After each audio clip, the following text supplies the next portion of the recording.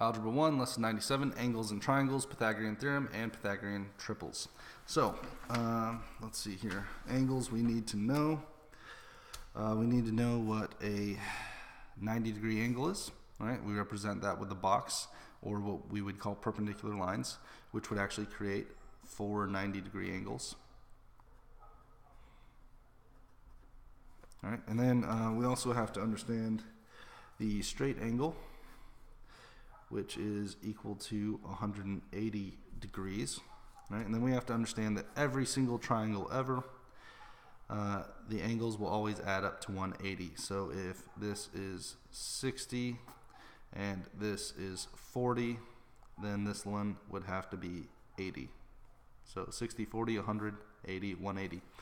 So every triangle ever will always add up to 180. Now let's talk about right triangles specifically. So in a right triangle, whoops, that's an ugly right triangle. In the right triangle, we have different parts. This long side is called the hypotenuse, easily identified by going to the right angle and looking directly across from it. So if you have trouble finding your hypotenuse, look for the right angle. Directly across from that is the hypotenuse. The other sides are called legs, and they are interchangeable. Those are just the perpendicular sides of your right triangle. And that brings us to what is called the Pythagorean theorem. And are we talking about triples? Yes, we do talk about Pythagorean triples. So, the one of the most simple Pythagorean or right triangles is the 3, 4, 5 triangle, right? And this is what we call a Pythagorean triple. We'll go more into that in a second.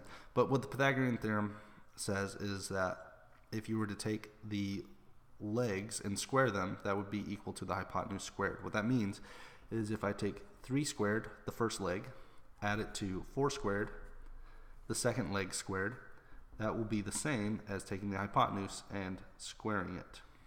All right, so if we work this out, this is 9 plus 16 should equal 25. 9 plus 16 does equal 25, so 25 equals 25. Now, the Pythagorean theorem is backed up by some letters, so that way we can use it on every single right triangle letter, or ever.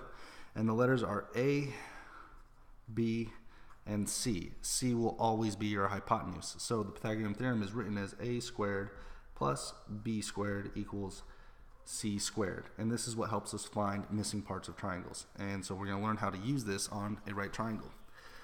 So let's say, for example, we have this one. Let's say we have a triangle that looks like this. The right angle is there. This is M.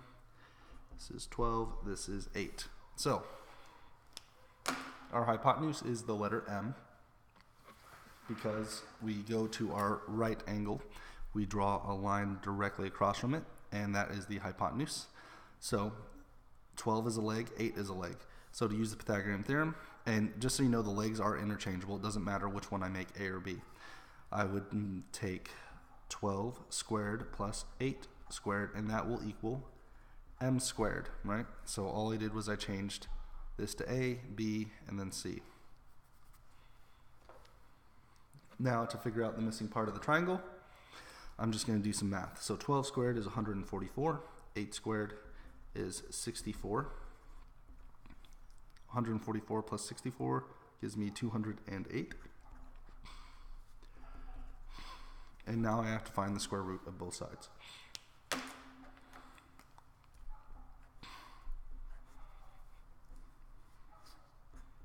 I'm going to factor 208 to get the square root.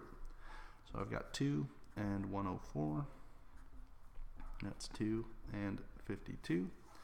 This is 2 and 26, and then that is 2 and 13.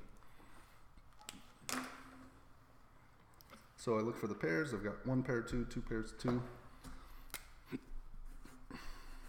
which means that this is going to be 2 times the square root of 13, which would be 4 root 13, and that is what is going to equal M.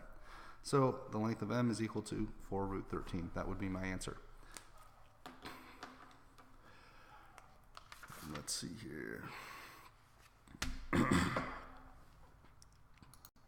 So on this right triangle, the missing piece was the hypotenuse. Now we can also have a right triangle where the missing piece is not the hypotenuse. That would look like this black one that I'm drawing right now. So let's say that this is A, this is 12, and this is 13. So here we have the hypotenuse is given to us.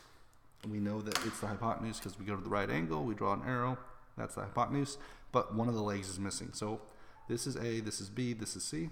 So we have A squared plus 12 squared equals 13 squared. We'll simplify this.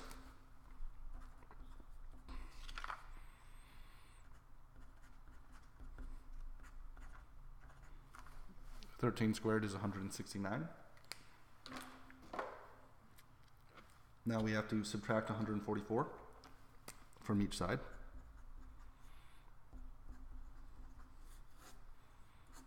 And I get A squared is equal to 25.